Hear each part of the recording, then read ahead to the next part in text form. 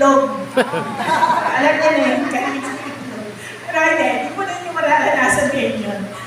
Okay, sino po, dahil po ang usapan natin kanina after the dinner, or before the dinner, matapos po yung ating Lord's Day, meron po tayong biglaang presentation.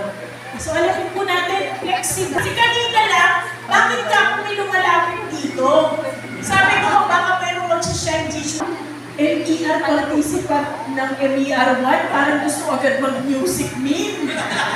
Ayun pala namang malalayasin ng si Ronnie para gamitin yung beatbox kasi sa presentation. Palaka ka naman natin si Bro.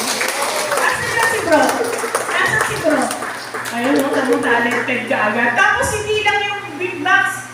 Nakalawang sila yung grupo nila. Pati ba naman yung, yung gitara.